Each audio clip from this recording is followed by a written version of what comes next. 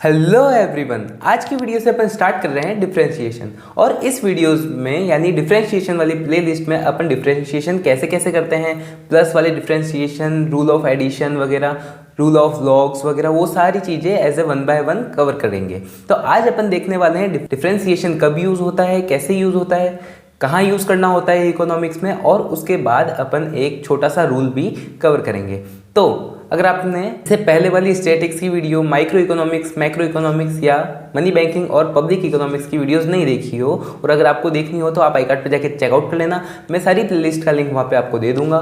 तो मेरा नाम है दिव्यांशु शर्मा, मैं यूजीसी नेट क्वालिफाइड हूँ और आपको इस चैनल पे 11th क्लास की इकोनॉमिक्स से लेकर मास्टर्स इन इकोनॉमिक्स तक की वीडियोस प्रोवाइड होती है। और इकोनॉमिक्स के रिलेटेड जो भी कॉन्सेप्ट्स होते हैं, जो भी इंपॉर्टेंट टर्म्स होती है, उसके रिलेटेड भी आपको इस चैनल पे वीडियोस मिल जाती है। और वीडियोस हमेशा मंडे को, वेडनेसडे को और फ्राइडे को 3 PM अपलोड हो जाती है।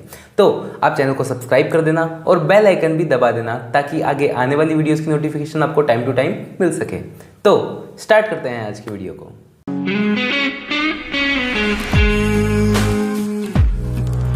तो बात करें डिफरेंशिएशन की। डिफरेंशिएशन क्या है? एक एज ए मैथमेटिक्स का एक टर्म है। इसके अंदर कुछ रूल्स होते हैं जो अपन को यूज आते हैं, और यही रूल्स अपने इकोनॉमिक्स में भी यूज आते हैं एज ए टोटल से मार्जिनल पे जाने में। अपन जानते हैं इकोनॉमिक्स में एक होता है टोटल और एक होता है मार्जिनल। टोटल यानी जैसे टोटल यूटिलिटी हो गई, टोटल रेवेन्यू हो गया और टोटल कॉस्ट हो गई। अब इससे अगर अपन को मार्जिनल पे जाना है, जैसे मार्जिनल यूटिलिटी, मार्जिनल रेवेन्यू और मार्जिनल कॉस्ट, ऐसी चीज़ों पे जब अपन को जाना हो टोटल से मार्जिनल पे, तब अपना यूज़ होता है डिफरेंशिएशन।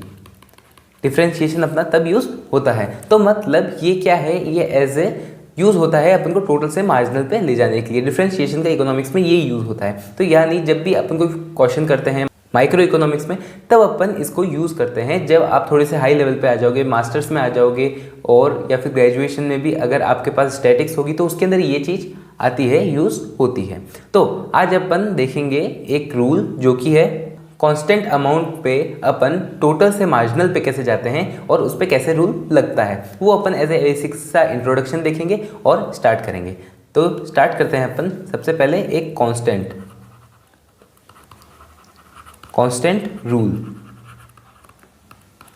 कांस्टेंट रूल ये अपन इसको कह सकते हैं फिक्स अमाउंट। ठीक है, ये चीज़ अपन कह सकते हैं। मैं कलर चेंज करता हूँ। अब मैं आपको एक बार इसका फॉर्मूला बताता हूँ। फॉर्मूला अगर मैं आपको बताऊँ तो जैसे अगर अपने पास n स्क्वायर है, ठीक है, ये अपने पास एक क्वेश्चन है। अब अगर अपन को इसको सॉल्व करना है तो अपना एक फॉर्मूला होता है, ये dy/dx, ये अपन लगाते हैं एज ए डिफरेंशिएशन को शो करने के लिए। इज इक्वल्स टू अपन इसको रखते हैं n square upon dx।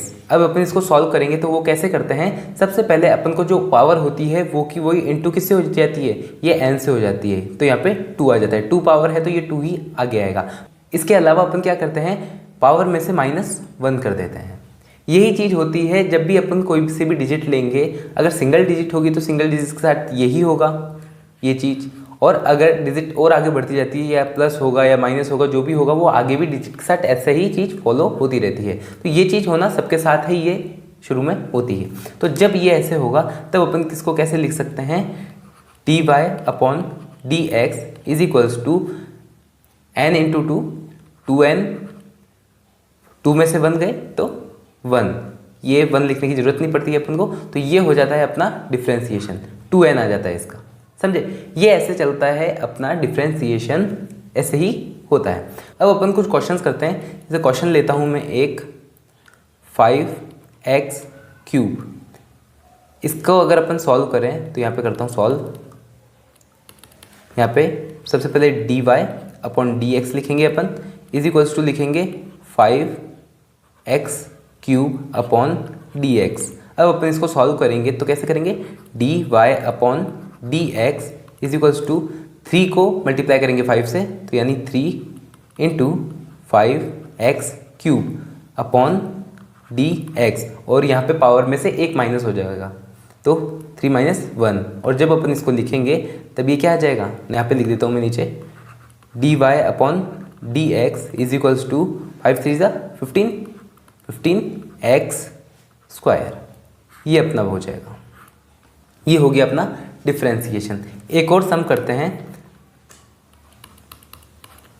4x 4, ये ले लेते हैं। ठीक है, अब मैं आपको जो बता रहा हूँ डिफ्रेंसिएशन जब अपन करते हैं तब अपन dy अपॉन डी एक्स ही क्यों लिख रहे हैं, क्योंकि अपन को ये जो x है ना, ये टर्म x वाली, इसको डिफ्रेंशिएट करना है, इसलिए अपन नीचे x लिख रहे हैं। अगर अपन को x की जगह कोई और होता, जैसे a होता, b होता, c होता, उसको करना होता तो अपन d a b या c लिखते, बट मैक्सिमम जगह ये अपना dx फॉलो होता है, तो इसलिए अपन dx ही इसको लिखते हैं। तो इज इक्वल्स टू अपन करके लिखेंगे 4x 4 अपॉन dx।